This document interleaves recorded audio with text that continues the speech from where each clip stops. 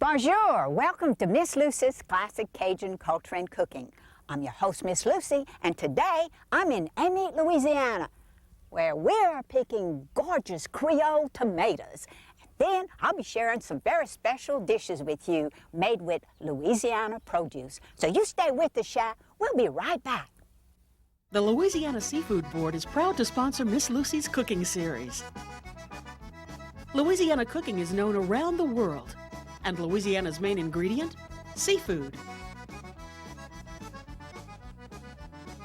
We put the same thing into our music that we put into our gumbo, everything.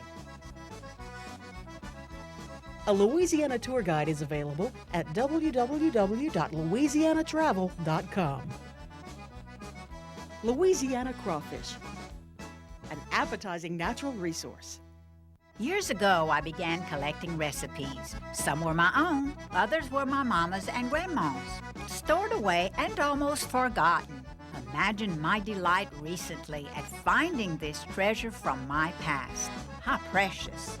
Now, I share these recipes and memories with my children and granddaughter.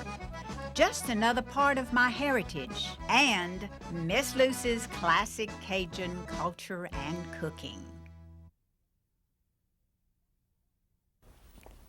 Bonjour, mes amis. I'm so glad you could join me in my kitchen today. Look at these beauties. These are just a few of the beautiful tomatoes that I picked at Anthony Liuzza's farms in Independence, Louisiana.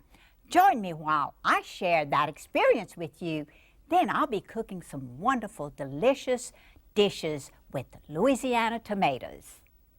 Picking tomatoes is a hard and slow job. Walking down tomato rows with Lucinda Liuzza taught me a lot. These tomatoes are grown from seeds planted in greenhouses in January. Then they are transplanted in the field the first week of March and picked in June. Hard to believe these gorgeous, huge tomatoes need a lot of tender, loving care to get to this stage. They are loaded on trucks, brought to the shed, and graded.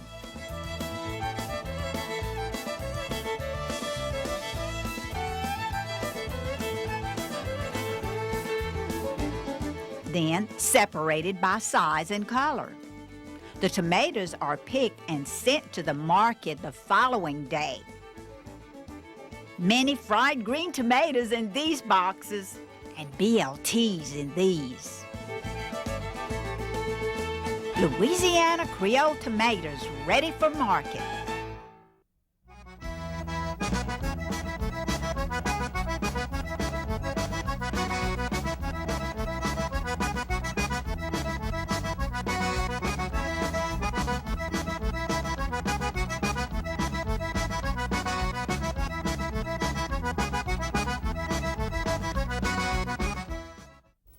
And now I'm going to prepare a wonderful dish, and one that has been introduced to me by my son-in-law, Bernard. Of course, you know, Cajuns never stuff tomatoes, usually anyway. They may now since we introduced this to them, but they always stuff their bell peppers. Mom always had stuffed bell pepper. But I have learned how to do this, and Bernard he's a great cook, so I'm going to show you how we do it now. Of course, you want to melt your butter in your pot. You're going to saute onions and bell pepper in this. Yes, very good. Okay. Bernard has taught me a lot of things. Of course, some I'm not going to share with you because his recipes, he sort of experiments with them, but this was one that was wonderful. It really was great. So then you add your onions. Of course, Cajuns, you know how they cook. They cook according to touch and feel rather, and smell and the eye. So I just throw everything together, just like us Cajuns do. Yes, my mama taught me how to cook, and she never measured anything, so, you know, it's just, but usually when you start off cooking, you may want to measure a few of the ingredients. All right, look at that, how that's sauteing, just real pretty. You don't want to overcook this because you will be baking this in your tomato shell. Of course, you have to chop this up pretty fine. So, all righty, that's doing very, very well. Seems like we saute a lot of stuff as much as we use a lot of roux in our meals, our dishes. Okay, now this is just right. So now I'm going to cut my fire off. I'm going to add my tomatoes. Okay, my gorgeous Louisiana tomatoes. Yes, I picked really. And then of course some wonderful Louisiana crab meat. Nothing like Louisiana seafood. That's what I was raised on. Salt and pepper this very well. Okay. Usually when I add seafood to my food, I usually add a little bit more seasoning to bring out the flavor of it. Okay. Mix this up real well. Look at this, how pretty. It makes a beautiful dish. Okay. To this, now I'm going to add some just Italian breadcrumbs. Of course, you can add the plain ones. Now, Bernard told me, mother-in-law, if you, and that's what he calls me, mother-in-law. Of course, I call him son-in-law, and he, you know, he's my favorite son-in-law. Of course, he's the only one I got, and I'm his favorite mother-in-law. Oh, we just really get along well. But he told me, he said, mother-in-law, you need to add the Italian breadcrumbs to this because it enhances the flavor of the dish. So, and I believe him because this really adds to it. Okay, this will help hold the stuffing together also. Need to add a little bit more in here. Yeah. See about Cajuns cooking by the eye? See, I never taste my food. I always just, well, of course I have the General and Missy. General, you know who he is, and Missy, my daughter, who helps me with the taste of it. They're my tasters, I call them. And they're my best critiques too. They enjoy my food. Oh, this is just gorgeous and very, okay. Now, let me get this out. Very good. What I'm going to do next is that I'm going to take my stuffing over to my wonderful Louisiana tomatoes. Okay, which I always enjoy cooking. Now, this is one that has been shelled. Of course, I'm going to show you how I did it. Okay, this is a beautiful tomato here from Anthony's. Okay. Put it here. Now, you want to core this. Okay, so you take your pineapple spoon. Well, I use pineapple. Well, this is not a spoon, it's a knife. But anyway, I'm going to show you how I use the spoon in a minute.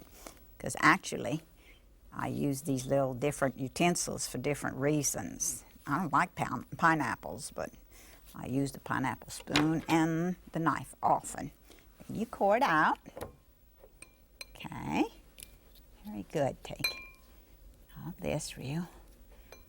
You can leave it even some of the pulp inside. It just really doesn't matter that much. And I'm going to chop this up into my dish because you know we don't waste anything. Yeah, Cajuns don't waste anything that they use. So we're going to add this. You don't want to waste that wonderful Louisiana tomato here. Okay, very good. Now, okay. Mix it all together.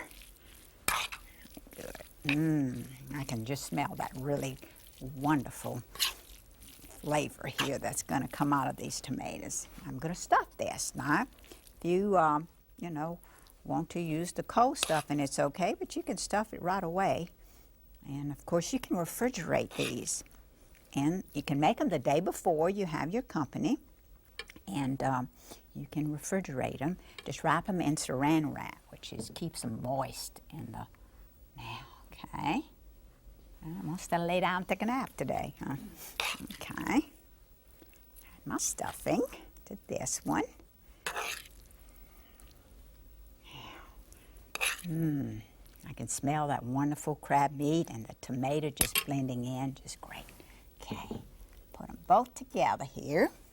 Alrighty. Then, of course, you want to top these off with a little bit of Parmesan cheese. You've got it already in the stuffing, so you go ahead and you top it off with, and you just, oh, it's just wonderful. Okay. Now, next I'm going to take this to the oven. Okay. They're so pretty. Very good. I'll bake this in the oven at 350 degrees for 30 minutes or until the cheese melts and it just becomes a golden brown color. And it really helps with the flavor of that tomato. So now I've got this baking, so what I'm going to do is I'm going to go over and I'm going to fix my next wonderful Louisiana tomato typical Cajun dish.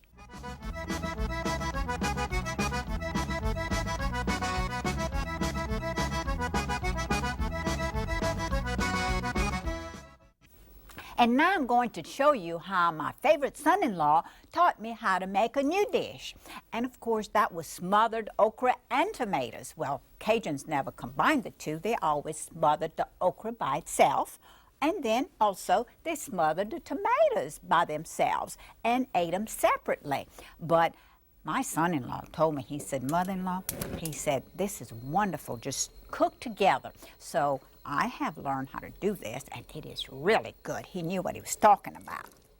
So you throw your okra in the pot. Of course, okra is I guess it's from Africa, but Cajuns have really used it in many of their dishes when it was brought over. You start cooking your okra, and you add your tomatoes, your beautiful chopped up tomatoes. Very good. Mix that all up together.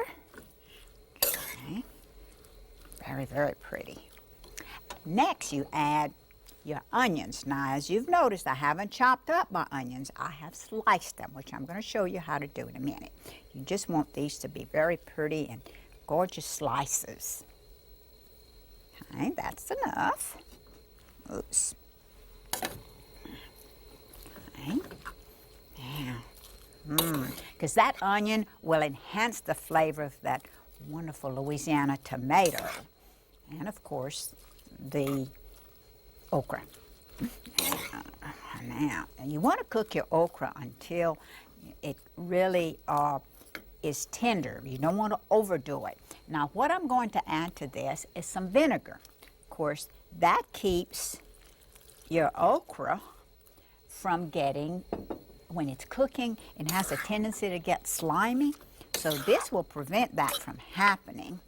And you want to cook it real good together. Now to this, and this is really gonna be weird, but I'm gonna add some sugar to this. I usually add a dab of sugar to all my vegetables. It really brings out the flavor of that vegetable. Okay. Then I'm going to put salt and pepper because that's what you need to season this with. Some good old Mama always seasoned with salt and pepper. Okay.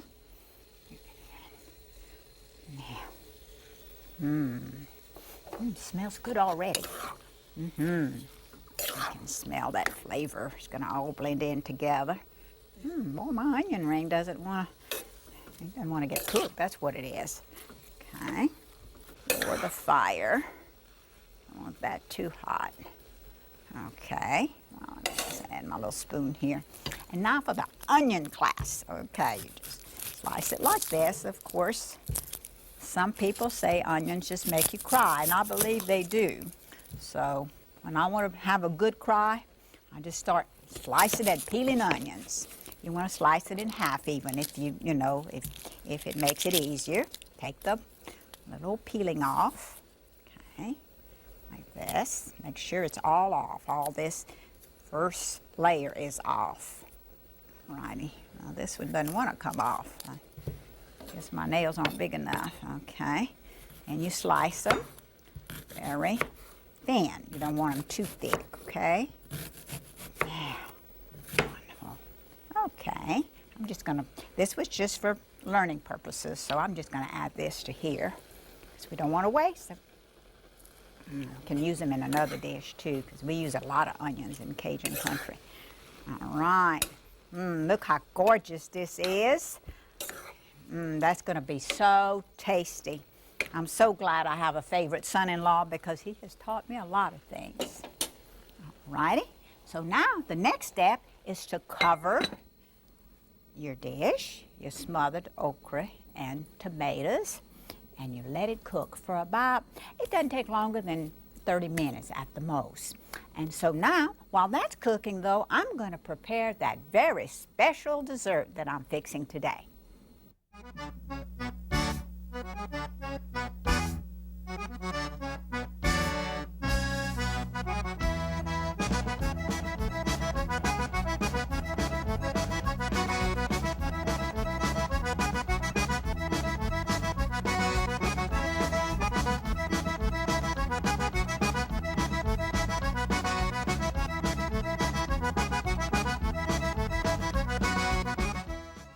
And now for that wonderful and very special dessert that I promised y'all. Of course, it's going to be the Boston cream pie.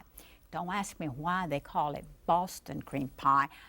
I don't know because actually I don't think it has anything to do with Boston.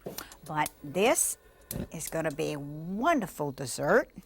And of course, first you're going to have to make a custard because that's where the cream comes from. Okay. Of course, this is sugar, and it's always better when you're cooking to mix your sugar and your flour together because that way they're not going to lump up when you add your liquids. So, all right, I'm going to add a dab of salt to this. All your dry ingredients go so much, they mix so much better together when you mix them first before dumping your other liquids. And of course, Mr. Edgar's going to go to work again today. All right. He's so helpful. He's a very good little handy man. All right, Edgar, you just sit there and wait on me. Okay, I'm going to add my eggs to this, which I have beaten up, or rather, Edgar has beaten up. Okay, mix this up real good. This is one of the wonderful recipes that I have kind of forgotten about. Of course, I had used this many years ago in high school, and I still had the original picture recipe that I had used then. And I had put it away in my little filing cabinet.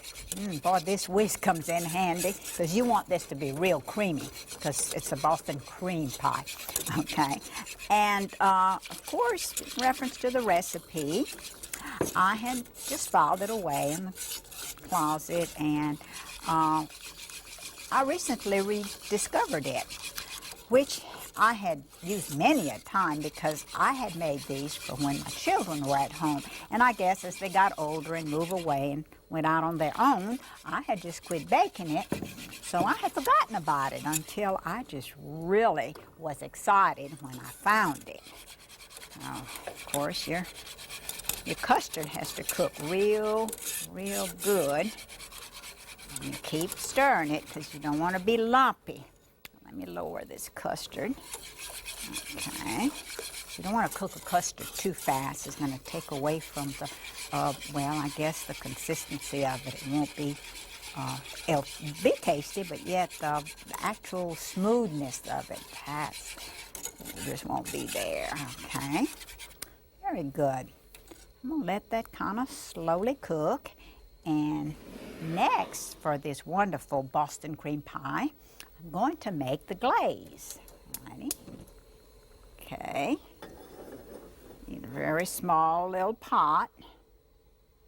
Okay, and I'm going to keep watching this because when this starts getting lumpy, you better start stirring. Okay. When my pot here gets hot, I'm going to add the sugar to it. Okay. Very good. And I've got a little water I'm going to add to it. Okay.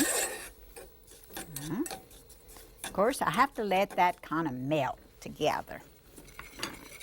So As I told you, I gotta watch this custard. You don't want it to get lumpy. No lumps in your gravy or your custards. Remember that. Now, it's getting pretty thick now, so I'm going to add my vanilla flavor. Cook all that together. That flavor just blends into that good old vanilla flavor. Okay. Now, you see, it has already thickened, and it's perfect. So quick and easy. Very good. So I turn the fire off. Okay, let that go. Now, here we're going to be making our glaze. Of course, I've already added my sugar and my water. Next, I'll add my light corn syrup. This is really going to be a wonderful dessert. Okay. Then we're going to add our chocolate chips. I like to use chocolate chips because they melt quicker. And of course, you have to have this glaze, they call it. It's not an icing, it's just supposed to be a glaze. You have to have that really smooth and hot when you pour it over your cake. Okay? Which I said cake. Remember, it's a Boston cream pie that has cake in it. Alrighty, so this is gonna slowly melt. Oops, I turned my fire off accidentally. There you go. Alrighty. This is going to melt real slowly, but I'll just go ahead and show you how I prepare my cake. Of course, today I've cheated. I have already baked the cake. You can go to the grocery store and buy the prepared cakes, or you can use your favorite cake mix or your favorite cake recipe. Now this is the cooled custard, the cream that goes in here. Yes, so you don't want to add your hot custard on your cake. Alrighty, there you go. That's gonna be just wonderful. Let me check my, okay. Oh, they're melting pretty good. Okay, very good. And then I'm going to add the other, well, let me put that here. The other layer of cake. Wonderful. Very good. Okay. Of course, we've got our glaze already made and the chocolate's melted. Okay. Let me just pour this on top here, all around. You want this to be hot because you don't want it to have already gotten hard. You want it to kind of float to the sides of the cake. This is a beautiful cake and it's as delicious as it looks. I love this. Just very good. So it's just so easy. It's just not very hard to make. And of course, now we've got a wonderful dessert all prepared. Let's see what our just delicious meal will look like all together.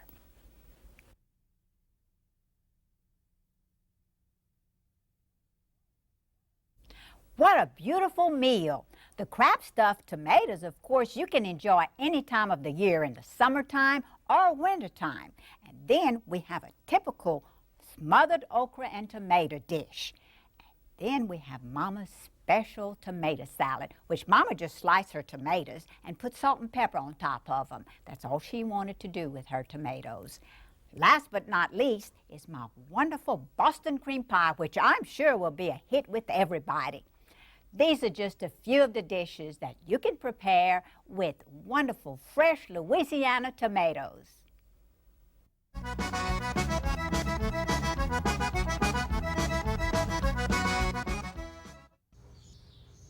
What a great time we've had today, and now I want to share a very special letter with you from Joyce Chadwick, all the way from Fibra, Michigan.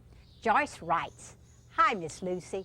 I watch your show on TV and enjoy it very much. I always said I was going to quit cooking when I hit 70 years young, But after seeing some of the recipes, I think I'll wait till I'm 80. Keep up the good cooking. Joyce Chadwick. Thank you, Joyce, for sharing this with me, and thank you for watching me. See you again soon, Shaq. Oh, V, you didn't do that. Well, we're going to look at the frying phone. Oh, that no, Allegra.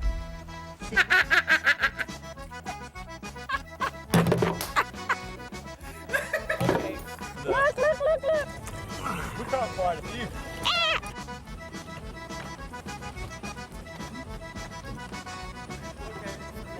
We gotta do it again. I'm gonna fall. The Louisiana Seafood Board is proud to sponsor Miss Lucy's cooking series.